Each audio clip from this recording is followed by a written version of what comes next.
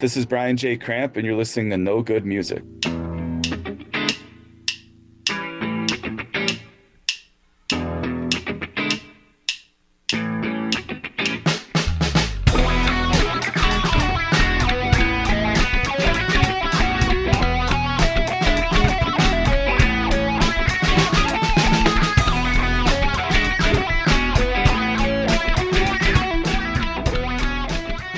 For our listeners, I have with me Brian J Kramp. He wrote a great book, This Band Has No Past, How Cheap Trick Became Cheap Trick. So where are you today? I'm right outside Madison, Wisconsin. Oh, okay. But before we get into your book, I wanted to talk a little bit about yourself. So where did you grow up? Waukesha, Wisconsin. Okay. When you were in high school, even before, what music were you listening to? Maybe the same stuff I was. Hard rock and heavy metal. Oh, okay. Was always Kiss, of course. Kiss were my favorite, but I love, Def Leppard, Rat, the Sister. That was all my favorite kind of stuff. You're 9 years younger than me. We won't say our ages. I discovered music probably in the 76, 77. You might have been a little later discovering music. Yeah, it was in the 80s when I really became obsessed. What was your first Cheap Trick album? Like, did you get into Cheap Trick early on? Or you knew who Cheap Trick was? They were just kind of one of those bands. When I was a kid, of course I knew who they were just because of the radio and everything. I liked anything that was in that ballpark, but they weren't one of my favorite bands growing up because I was just basically into heavy metal at the time. Okay. Besides Kiss. I mean, most of my favorites were all, like I said, Budokan was one of my favorite bands when I was growing up. I used to buy records even before I had a record player, and I know I had a couple of Cheap Trick records. I had In Color. I think I had In Color and Dream Police were probably the first ones I had, but that was just because I bought them for $1 at the local record. That's interesting. It wasn't until I was in college that I really started listening to a lot more music and collecting records in the 90s, like crazy. And that's when I got the first Cheap Trick album that I really started to realize there was a lot more going on there. Yeah. Than what I had previously understood. In the 90s, did you get into more like classic rock? Yeah. Well, I started collecting records big time in the 90s, and I love 70s rock, every Slade are one of my favorite bands. Collected everything like T-Rex, Sweet, all that kind of stuff. I really got into New York Dolls, everything like that. I really got into big time. Yeah, I've like 4,000 records. So. Oh wow. Yeah, I started collecting records again like 3-4 years ago. I only have like 3. I never stopped. I sold all mine probably in the 90s or when CDs came out, and then I just bought a turntable like 4 years ago, and I've got about 350 albums right now. And then finding time to listen to them, so I'm like kind of trying not to buy. It's addictive, like anything. I was obsessively collecting records for the whole time when records were not popular, and now seeing what has happened with records in the last 5 or 10 years, it's like all the stuff I collected in the 90s is worth like 20 times more than it was back then. I wish I had kept what I had. So I'm lucky. Yeah, exactly. Yeah, I mean, I'm lucky that I built my collection of like Bowie and Black Sabbath and everything like that I've had since the 90s. And back then you could get it for dirt cheap. And now they're like hot commodities. So I'm lucky that way. Yeah. I know. I'm amazed I forget what album I was looking for the other day. Wish I could remember, but I think the cheapest was like $30. Forget what album. Yeah, I think it changes constantly, but I don't even know what stuff is worth anymore. Like I'm constantly surprised I know the value of things. So. Oh, I know what album it was. I should remember this. It was the first Cheap Trick album. They went like 30, $25-$30. But that's on eBay. If you go to a record store, it might be $10. I don't know. Yeah, it depends. And if Discogs is another great place to look. Oh yeah. I always you gotta cross-reference between eBay and Discogs to figure out where you can get the best deal. Yeah. First Cheap Trick album was Dream Police when it came out. You know, I heard I Want You to Want Me and Surrender, and you know, before that. And that had to be, what was that, 78, 79 Dream 79. Police. Yeah.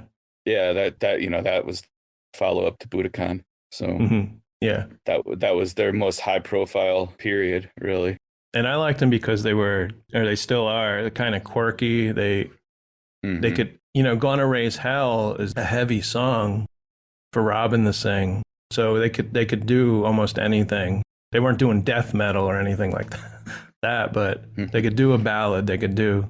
Yeah, I always say, you know, my favorite kinds of music are glam rock, hard rock, heavy metal, punk, power pop. I love all that kind of stuff. And Cheap Trick is really the only band that encompasses all of that in one band. Do you play an instrument, or have you ever been in a band? Yeah, I play guitar. You know, I don't think of myself as a musician as much as I like to write songs.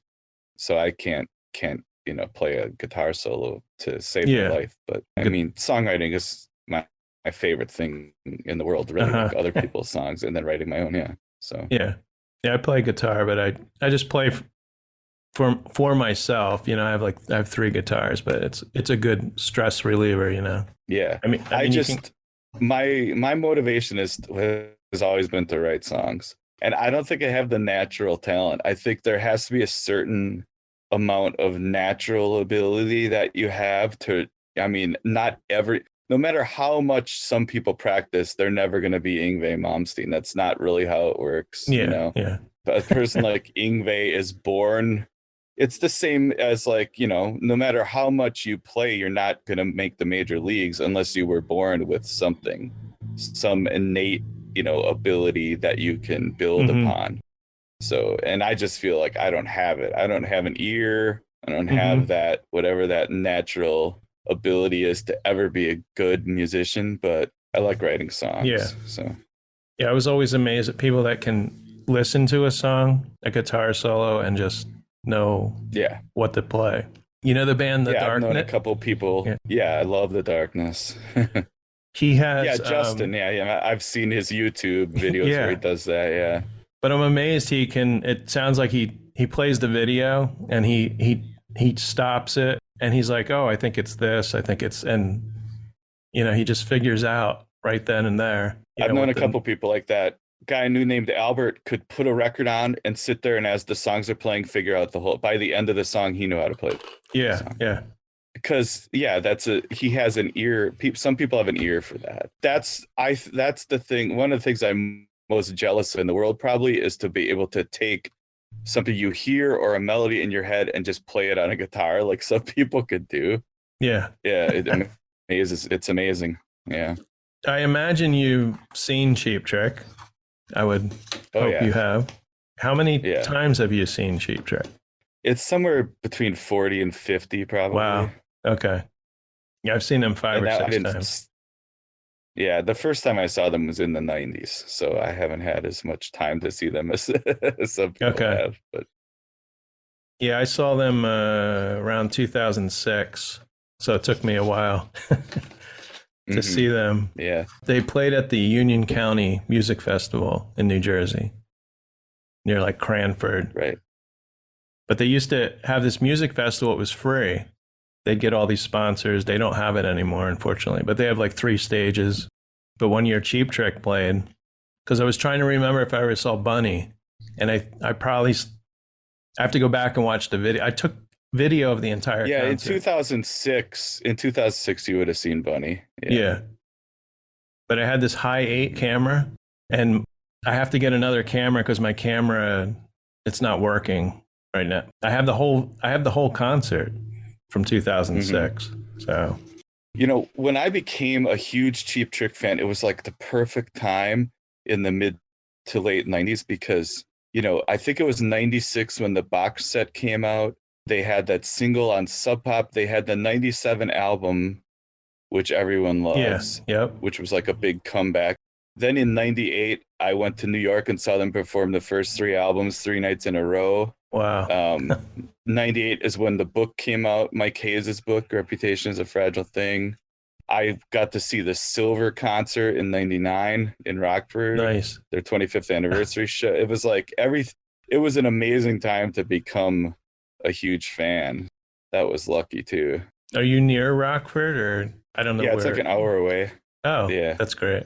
Have you met them? Yeah, well, I met Bunny. Bunny I've talked to multiple times for my book, and I had a meeting probably 2018. I had a meeting with Ken Adamany, who was their manager. Okay. He was Cheap Trick's manager from the very beginning, and Bunny Carlos at Ken Adamany's country club in Middleton, which is like a half hour away from me. Yeah, I shook Robin Zander's hand in Wisconsin Dells several years ago when he played a solo show. Just shook his hand and thanked him for the music, but that's the full extent of that. I have never met Rick or Tom. Once when I lived in New York, I saw Tom walking on the other side of the street, but I didn't accost him. I don't know if I could handle meeting Rick. Yeah. I think it would be overwhelming. I say that too. He's pretty much my favorite. I've met Rick twice. There was oh yeah. And you never know what to say to him. Because he's just like that in person as you see on stage, like with the one-liners and the comebacks. Well, there was a museum like 10 years ago in Rockford at the Burpee Museum. It was called Rick's Picks, and it was all this stuff that Rick had saved. A lot of his guitars were there, but it was like handwritten lyrics and just all kinds of old pictures and things that Rick had saved since the 60s and 70s. And I went to that twice, but the second time I went was the very last day of the exhibit. It went for like 2 months maybe. But I remember when I was driving there, because it was the last day, and I was thinking, because Rick had showed up there multiple times. I had seen pictures on Facebook and things like that. And I remember thinking as I was driving there, since it was the last day, maybe Rick was going to be there. And I was thinking, I don't even know how I would react. Yeah. If I actually met him, it would really be an overwhelming thing. Yeah, I think it was, might have been 2016. They were playing in New Jersey at the PNC. I don't know what it's called. Used to be the Garden State Arts Center. It was Cheap Trick, Joan Jett, and Heart. But I paid for the meet and greet. And it was like 90 degrees outside. This was behind the stage, outside. And Rick was, wearing a jacket and long pants. It was very quick. It was say a couple words and take a picture. But Rick's standing next to me and he goes, "You're making it hot in here." And so, and then I got this shirt with the meet and greet and I'm wearing it. And as I'm walking away, Rick's like, "Is that a new shirt?" So he has a little quirky things he says. It's funny because I paid for the meet and greet and you got a seat within the first 10 rows. But my wife wanted to see Joan Jett. So I sat there because I had tickets for my wife and son too. I think I already bought tickets and then I bought the meet and greet. I watched Cheap Trick. It was cool because there was a little extension of the stage. So Robin was like right in front of me. Went back to the seats when Joan Jett came on and my wife got to sit there like in the 7th row to see Joan Jett. But then last year they were playing in Reading at this little theater in town. They had to park their tour bus on the street. So afterwards, they couldn't get the tour bus behind the theater. So I just walked back there with my friend Jeremy, who also does the podcast with me. And there's Rick, there's Robin, just hanging out. And we interviewed Dax. So Dax knows me now, which is cool. But it's weird when you pay for the meet and greet like a couple of years ago. And now if you know the right, you're in the right place at the right time. But I didn't know what to say to Rick. I go up to him, I say, we interviewed Dax on our podcast. He's like, "Was he mean to you?" And I said, "No, he's nice." And then I go over and talk to Dax and Rick walks over and he's like, "This guy says he interviewed you and you were nice." So it's pretty funny. Well, let's get into your book here. This band has no past, how Cheap Trick became Cheap Trick. Now I have the library edition. Oh, wow. It might be the only library edition. I own a print shop. So of course. Oh, okay. I cut you this. You printed out your own? Yeah. I only had the chance to read half of it. It's weird because on Amazon it says your book's like 500 pages. It's around almost 400. This is the first book you've written. correct? Yeah. Mm-hmm.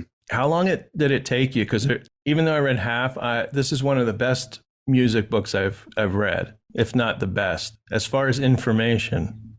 It's just Wow. amazing. Yeah. Thanks. When did you start thinking about, I need to write a book on Cheap Trick? When did it come into your mind? Five or six years ago. You know the 33 and a third books, those Bloomsbury book. There's small books and they're for one album. I don't know if you've seen those. No. There's a lot. There's a whole series of books. My original idea was to pitch one of those. You can just send them a pitch. That was my original idea, was to pitch one for the first Cheap Trick album. So that's what I first started working on. And some of the people I was interviewing were people who worked at Epic Records when Cheap Trick were signed. And one of those guys was named Jim Charney. And it turned out that Jim had lived in Madison in the late 60s, and he was still friends to this day with Ken Adamany. Mm-hmm. So Ken Adamany was a huge booking agent and promoter in the Midwest starting in the 60s, but he was Cheap Trick's manager from the very beginning of all the way into the 90s. But he's always been this mysterious figure. I never even entertained the idea that I would talk to Ken Adamany. Mm-hmm. And then Jim Charney offered to put me in touch with Ken. And then it took a while, but I eventually, like I said, I had that meeting with Ken and Bunny. And over the years, I've developed a relationship with Ken. So Ken became involved, and then Ken is the one who got Bunny involved. Then the scope of my project really expanded, and I realized, wow, I can actually, and I just interviewed more and more people, kept finding out more information. Yeah, it's just building and building. There's just been tons of research. There's hundreds of sources cited at the end of the book, from everything from old newspapers and magazine, YouTube videos and podcast interviews. And I've just kind of scoured everything, because even though I haven't actually talked to Rick, Robin, or Tom, there's, hundreds of quotes from those guys in the book that I've found from just hundreds of different sources. Try to reach out to them. I especially tried really hard with Rick. They're very, very private, and obviously they're not into this kind of thing. I don't know if they have an attitude of this person's trying to make money off of us, or what their problem is with it. Did you read Doug Broad's book from a couple years ago? They just seem a little weird. No, this is the first Cheap Trick book I've actually read. But I want to. Well, Doug's book is about Kiss, Cheap Trick, Aerosmith, and Stars, and kind of how those bands have all kind of the crossover between all those bands, or like they're all kind of connected in different ways. Mm-hmm. But Doug worked for Spin magazine. He worked for TV Guide. He has a long resume, which I don't have any kind of a resume. So Doug Robin and Tom wouldn't talk to him, and then Rick gave him 1 hour. So it's like they don't participate in this kind of thing. I made a hard press with Rick at the very end. Tried one last time to get Rick to talk to me, and I got a no from his management, and supposedly they considered the request. So they wouldn't talk to me, which is very unfortunate. Especially Rick. If nothing else, I wish I could talk to him about songwriting, because his approach to the guitar and his approach to songwriting are very unique, and that's what makes Cheap Trick so special for me, especially the early years. And I really wish I could talk to him about that, even though you never know how much Rick is actually going to have to say about it, or how serious he's going to take any question. So who knows? But yeah, I have plenty of quotes from those guys in the book, regardless, from many, many other interviews. So this must have been a full-time job for you. I wish. That's the thing is, people ask how long did it take? Well, it's been 5-6 years, but that's in between, my day your job, regular and job, everything else, and raising my daughter. And so it's been whenever I had a chance, I worked on it. But it's like, I describe it as, you're climbing a mountain and you feel like you're never going to get to the top. And then when you get to the top and it starts to be like you're going downhill, you realize, holy crap, I'm actually going to finish this. Because there were definitely moments where I thought, I'm never going to finish this. I'm never going to pull this off. But once I had a book, like once I had a structure, which, you know, it became a very chronological, almost day to day, because I have so many dates, especially when you get to the Cheap Trick part. I had so many dates of when they played, you know, and they played like every night of the week for years. So I really started going chronologically. So whenever I get a new piece of information, I usually knew right where I could put it. And once you have a book and you're just kind of tweaking it and adding stuff, it becomes a much more fun process. And then it just builds and builds. And so, yeah, I did my best to uncover as much, because it's a very convoluted story of all these different people, especially if you look at Rick Nielsen. He was trying to put together the right band, and he played with a lot of different people. He tried a lot of different permutations of different bands, and that has become very convoluted over the years with the stories. And so I really wanted to pin down as many of those details as I could, put it in a timeline, and tell the story of, you know, it was a long process before Rick finally had the band that was Robin, Tom, Bunny, and Rick. Oh yeah. It was a long process to get there, and all four of those guys played in all different bands, and they played together in different bands. Some of them, Bunny and Robin played, and they kind of all knew each other. Yeah. Not hanging out with it, but knew each other from the other bands that they were in. Yeah, the 60s, they were aware 60s, all four of them. Yeah. Well, especially, you know, Rick was always kind of the leader of the whole music scene in Rockford because his dad owned a music store and everything. But, you know, eventually Rick and Tom were in a band together, and you have Bunny and Robin in a band together, and you have Rick playing with Bunny. And then, you know, eventually you get this band Sick Man of Europe, which is Rick, Tom, and Bunny together with a different singer, Stookie. But then when Rick starts Cheap Trick, Tom's not around. So Tom wasn't even in Cheap Trick at first. So the original lineup of Cheap Trick had Rick and Bunny, but no Robin, no Tom. You know, it was only a matter of months before Tom came back. Tom was always kind of Rick's partner ever since the late 60s.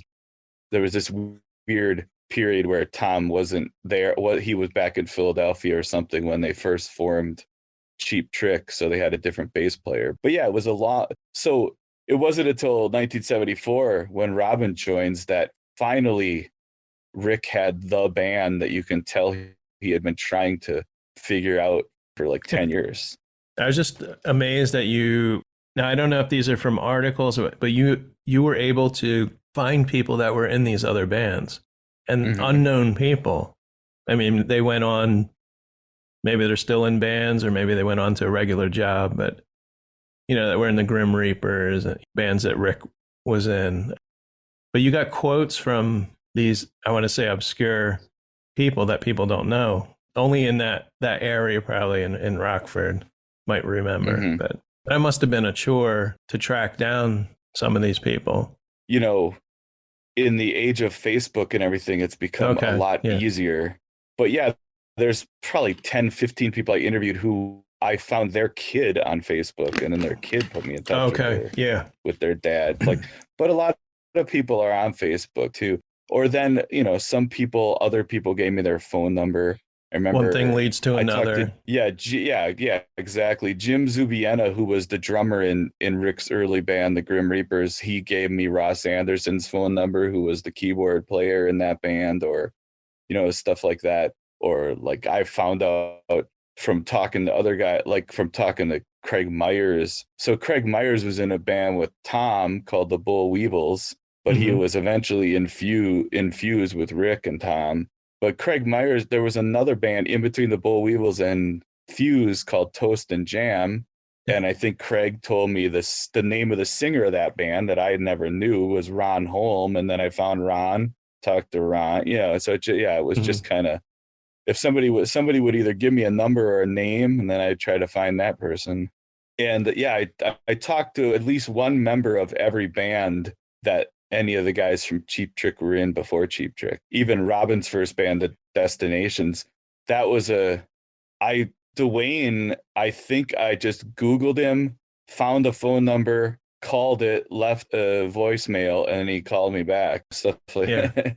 And that guy, Well, there was actually the destinations. I found a newspaper article from 1967 that gave all the band members names. So that's how I was able to try to find somebody from that.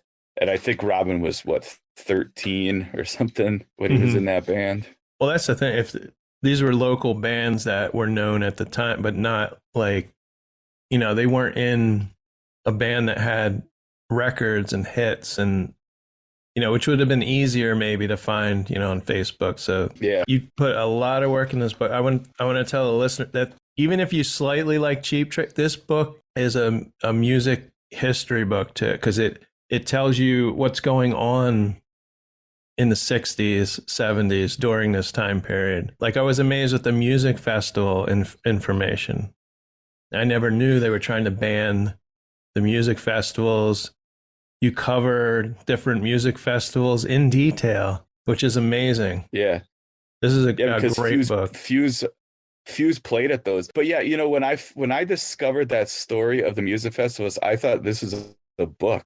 If you could interview people who were there, people who were in bands, because it's a hilarious story. Oh, yeah. The whole summer of 1970, all over the country, they were trying to do these music festivals, and a lot of them were a disaster. And a lot of them didn't even happen because the local people would put up a fuss and try to get injunctions and get it to, that one festival all these banned it and they still showed up. There was no music. Yeah. That was at like a ski resort or something, right? And and they just all came anyway, because these people just back in 1970, they thought it's just going to be an army of insane hippies, like an army of Charles Mansons. They're going to descend on their small town and just destroy everything. That's what they thought. Like that one newspaper headline just said, "Locals gird for hippie invasion." It was stuff like and So at first I thought this would be an amazing book, but I decided to just use that chapter to just kind of, because hopefully other people will find it interesting, like you enjoyed it. I mean, it's a hilarious saga, but because the band Fuse that Rick and Tom were in played at 3 or 4 of those festivals, I had an excuse to tell the story. This book goes up. I did go to the end of the book just to see how far it went. So you go about up to Live at Budokan, or right before. And you also mentioned the Rock and Roll Hall of Fame induction. I know you just wrote, this book is just came out or is coming out, but are there plans for you thinking about writing another book? I know this was a lot of information, a lot of great information on the beginning of Cheap Trick. So maybe another band that you like. Are you thinking of writing another book? Yeah, definitely. The fact that I was able to get this book published, I'm hoping that's getting my foot in the door, because I would like to do more. There was a dilemma, because if I would have published this book myself, I would definitely make a lot more money per copy. It would depend on how many I sold, but probably would make more money publishing it myself, but I wouldn't be building a resume. I wouldn't be having it actually be published is just going to help me get my next book published. That was really why I went with, when I had the opportunity, I went with the publisher, mainly because I'd like to do more. So yeah, I've read a lot. I've been reading since I could read, but I've always reading a book. I can tell you this is a great book. Like your first book, it flows. I have a friend, Ken, who also got the book. I think he got it on the pre-order or whatever. He read it in like one day. He said he couldn't put it down. Wow. Yeah, I really tried to make it entertaining. I think it's really fun. There's lots of funny stuff in the book. Yeah. It's packed with details. Like you say, it's music. I mean, I felt like I couldn't tell the story of Cheap Trick without giving a history of Rockford and kind of the Midwest, but also the fact that the real story of a band like this is the baby boom generation colliding with the British invasion, and you end up, that's really where it all comes from. And so I felt like it was important to lay that kind of foundation. So it's not like, it's just a few paragraphs about the British invasion or whatever, and like you said, I made a timeline. One thing I did that I feel I really benefited from was I made a timeline which I started with all the dates significant dates of the story of all the bands leading up to Cheap Trick and then Cheap Trick. But then I researched and put all historically significant moments and just cultural significant moments, put all of those on the timeline. So, and then I found where things matched up. So I could say on this night when Cheap Trick was doing this, well, this is the night that Saturday Night Live debuted on or whatever. So I tried to put everything in historical context. And then you find little coincidences, like the fact that the same night that Cheap Trick played at Max's Kansas City was the day that Richard Speck was denied parole. And they had a song called The Ballad of Richard Speck. So I just thought little things like that, just give it a flavor. And I talk about when other significant records came out. So you just put everything in context. That's one thing I thought was important, was to have everything in context so you understand what was going on. At what point in history are we here? So the timeline was a big part of it. It really helped. So we only have a couple minutes left. They can find your book on Amazon. You also mentioned that you were doing autographed copies. So I don't know how you're working that. Yeah, I kept having people asking about that. So I have a blog. If you just go to thisbandhasnopast.com, it'll take you to the blog. And I've been sharing a lot of old pictures and documents and articles on there. And I put it on there where you can order a signed copy that would be directly from me. Okay, so thisbandhasnopast.com, right? Yeah. I urge everyone to check this book out. It's great. It was great talking to you, Brian. Yeah, thank you. I look forward to talking to you. To more books from you. Hopefully this makes it to the New York Times bestseller list or gets up there. Yeah. Okay, thanks. Bye. Thanks. Bye. Bye. You've been listening to No Good Music. Intro and exit music by the band 99%. Today's show was produced and edited by Jim Thatcher and recorded at the Did You Say 7 Studios in Washington, New Jersey. You can find No Good Music on Apple Podcasts, Podbean, Spotify, Pandora, and almost anywhere you listen to podcasts.